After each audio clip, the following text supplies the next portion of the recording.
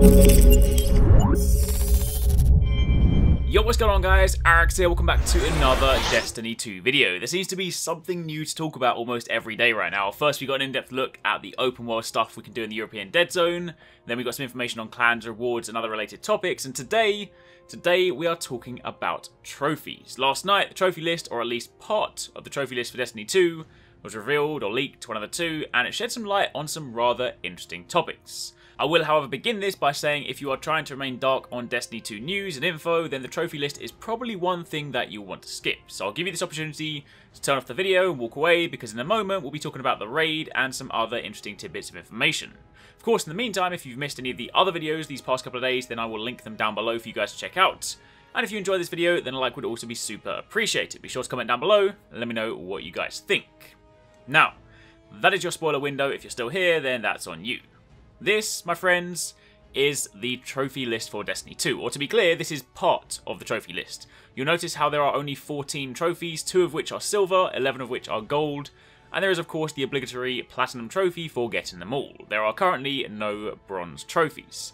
Whilst we don't know this for sure, I'd be willing to bet the bronze trophies are the story-related ones, likely the trophies you get simply for completing key pillars of the campaign, or missions within the story, those kind of low-effort trophies that you basically obtain just simply by playing the game.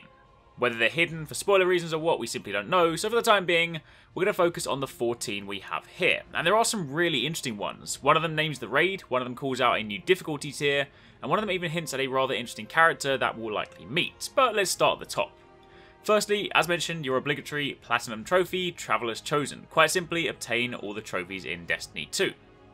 After that, you have the long and winding road, which requires that you reach level 20, and we already know that is the current level cap in Destiny 2. Of course, beyond that, you'll have to do your usual grind for light relevant gear, but in terms of XP grinding, 20 is your cap.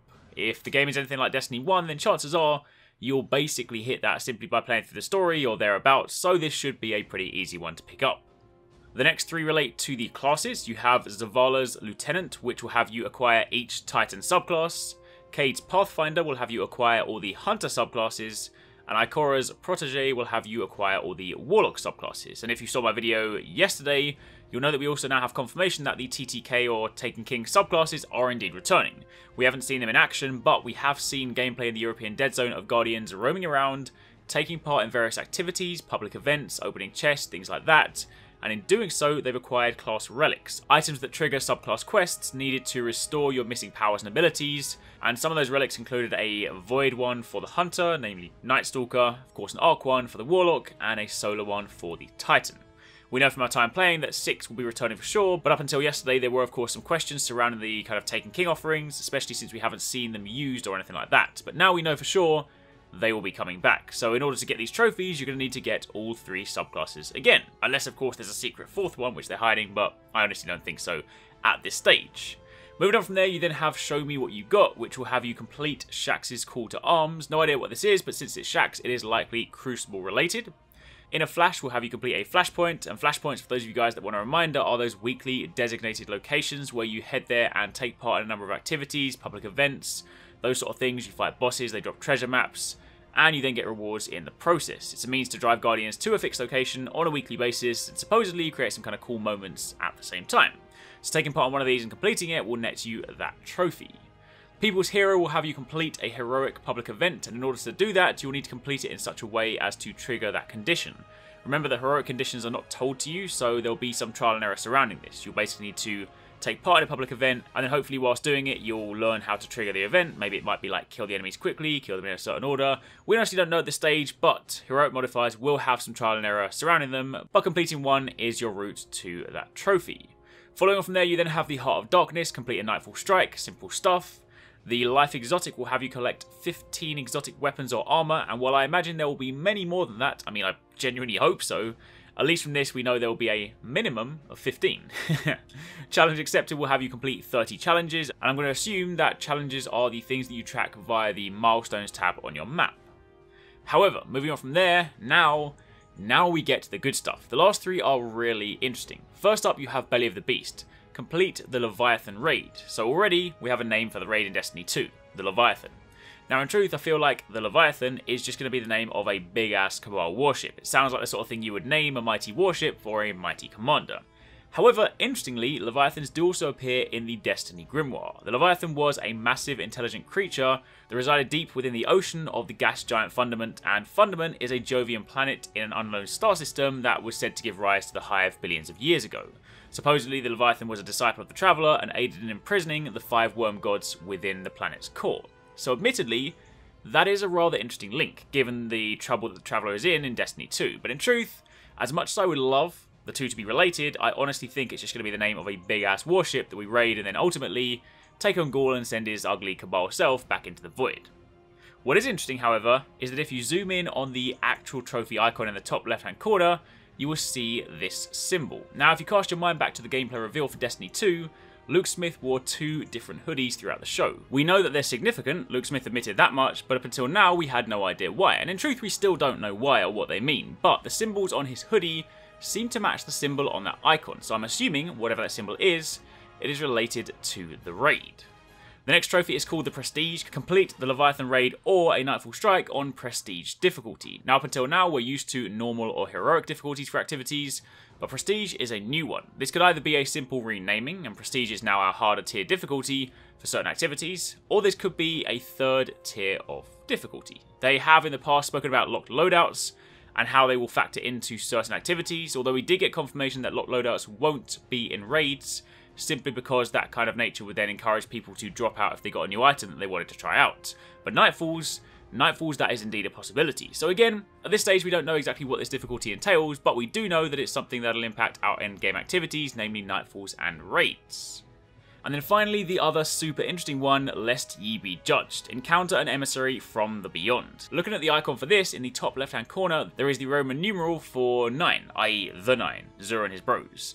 And the symbols on the icon itself are also the same symbols from the second hoodie that Luke Smith wore during the presentation. So again, we know this is significant. We've also had rumours that Trials will be returning as Trials of the 9 and not Trials of Osiris, so it's entirely possible that the two are in fact related. Perhaps once Trials comes back around, I imagine it will be a few weeks after launch, but maybe when that does happen, there will of course be sort of some kind of quest tied to it, and then in the process you might unlock this trophy. The 9 are definitely a group of people that I really want to know more about, since our interaction with them up until now have basically been confined to Xur and Xur alone. But if you look at the Grimoire, you'll know that there is considerably more to them than just an exotic weapon and gear vendor. So hopefully that leads us to finding out more about them. The 9 actually tend to link into some rather interesting things. There's also kind of links with Osiris, so there's a chance they may even factor into the DLC, but given that these are the base game achievements, I imagine this is all stuff we're going to be doing during the Destiny 2 campaign and just our time playing, and not the DLC down the line. Hopefully that might introduce some additional trophies on top.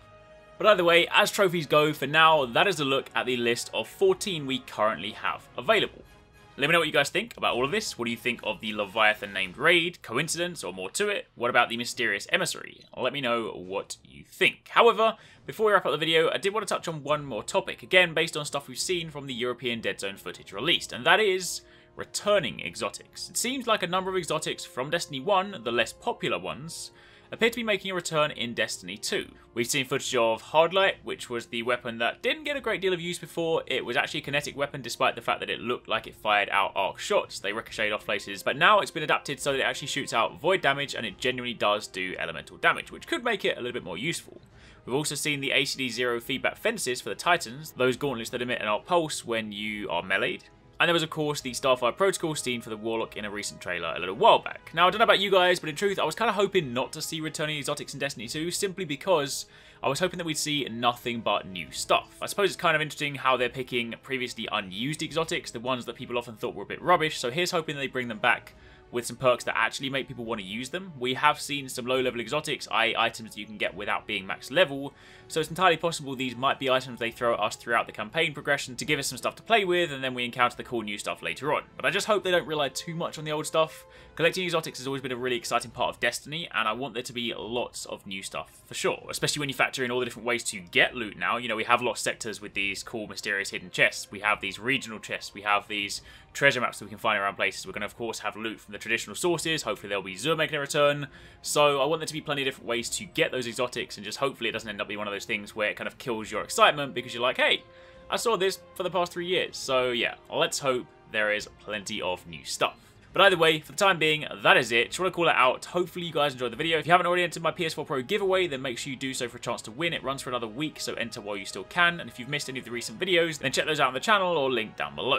Thanks very much for watching. Take it easy. Catch you next time. Peace out.